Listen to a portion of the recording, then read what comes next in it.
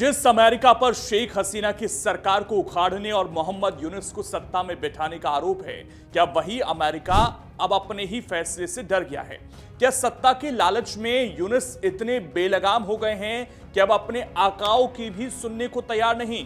क्या अपना खेल बिगड़ता देख अमेरिका ने अवामी लीग को चुनाव में शामिल कराने के लिए चिट्ठी लिखी, लेकिन यूनुस ने उसे भी नजरअंदाज कर दिया? और क्या इस पूरे खेल को पाकिस्तान और उसकी खुफिया एजेंसी आईएसआई ने आतंक और कट्टरपंथ के दम पर पूरी तरह से बिगाड़ दिया?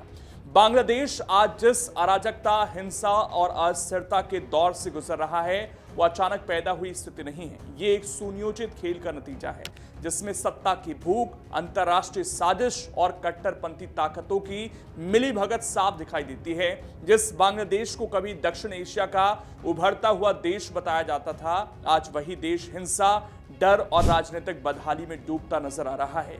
कुछ रिपोर्ट्स ये बताती हैं कि अंतरिम सरकार के मुखिया मोहम्मद यूनुस लगातार चुनाव टालने की कोशिश कर रहे हैं। सुधारों के नाम पर देरी की जा रही है। कभी चुनावी कानून बदलने की बात होती है, कभी अर्थव्यवस्था सुधारने की, लेकिन हकीकत यह है कि यूनुस सत्ता छोड़ना ही नहीं चाहते।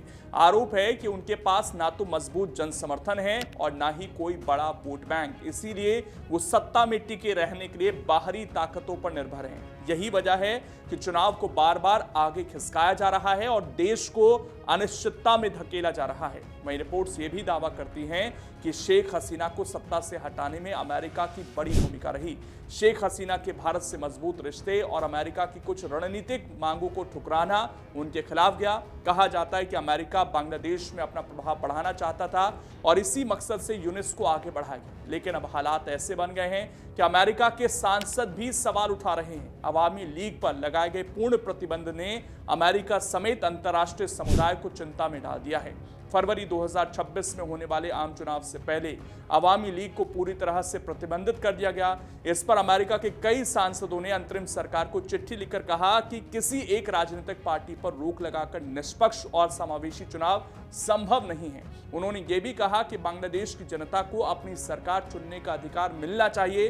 इसके बावजूद यूनुस सरकार ने साफ कर दिया है कि अवामी लीग चुनाव नहीं लड़ सकेगी। यानी अब यूनुस उस अमेरिका को की भी अनदेखी कर रहे हैं जिसने कभी उन्हें सत्ता के शिखर तक पहुंचाने में मदद की थी।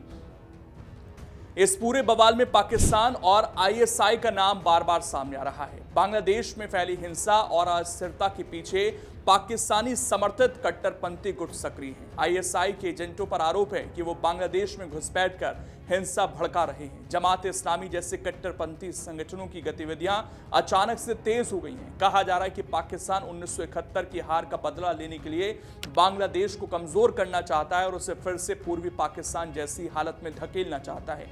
दरअसल शेख हसीना के रहते इन कट्टरपंथी ताकतों को सख्ती से दबाया गया था, लेकिन उनके सत्ता से हटते ही ये गुट फिर सिर उठाने लगे। हिंदुओं पर हमले बढ़े, मंदिर तोड़े गए, राजनीतिक विरोधियों को निशाना बनाया गया। ढाका से लेकर चटगांव तक हिंसा की खबरें आम हो गईं। छात्र नेताओं की हत्या, लिंचिंग की घटनाएं और नए राजनीतिक दलों के नेताओं पर हमले ये दिखाते हैं कि देश किस कदर अराजकता में फंस चुका है। वहीं कुछ बांग्लादेशी पत्रकार खुले तौर पर यह दावा करते हैं कि बांग्लादेश में जो कुछ हो रहा है उसके पीछे अमेरिका और आईएसआई दोनों की भूमिका है। उनके मुताबिक पाकिस्तान खुले तौर पर बांग्लादेश को फिर से पूर्वी पाकिस्तान बनाने की बात कर रहा है। देश में जिहादी तत्व हर तरफ फैले हुए हैं और वो आईएसआई के इशारों पर काम कर रहे हैं। उनका यह भी कहना है कि जमाते इस्लामी को कभी व्यापक जन समर्थन नहीं मिला, लेकिन अब जबरन हालात को अपने पक्ष में मोड़ा जा रहा है और बंगाली पहचान पर हमला हो रहा है। यूनुस की नीतियों ने भारत के साथ रिश्तों को खराब किया है, जिसका सीधा असर अर्थव्यवस्था पर पड़ा है। व्यापार प्रभावित हुआ है, बेरोजगारी बढ़ी है और आम लोग भुखमरी की कगार पर पहुंच रहे हैं। सत्ता बचाने के लिए देश को अस्थिर रखना, चुनाव टालना और डर का माहौल बनाए रखना अब यूनुस सरकार की पहचान बनती जा रही है। कुल मिलाकर बांग्लादेश की बर्बादी किसी एक व्यक्ति या एक घटना का नतीजा नहीं है। यह सत्ता की भूख, अंतर्राष्ट्रीय दखल और कट्टरपंथी साजिशों का खतरनाक मेल है। मोहम्मद यूनुस पर आरोप है कि वो विलन की भूमिका निभा रहे हैं। अमेरिका पर पर्दे के पीछे से डोर हिलाने का शक है और पाकिस्तान आईएसआई पर आग में घी डालने का इल्जाम है। अगर जल्द निष्पक्ष और समावेशी चुनाव नहीं हुए तो बांग्लादेश और गहरे संकट में फंस सकता है। दुनिया देख रही है, भारत की नजर भी पड़ोसी देश पर टिकी है लेकिन सबसे बड़ा सवाल यही है कि अब बांग्लादेश की जनता आखिर कब तक इस बवाल की कीमत चुकाती रहेगी और कब तक यूनुस की ये चाल कामयाब होती रहेगी। अगर आप ये वीडियो YouTube पर देख रहे हैं तो हमारे चैनल को सब्सक्राइब कर बेल आइकन दबाएं और Facebook पर देख रहे हैं तो हमारे पेज को लाइक करें।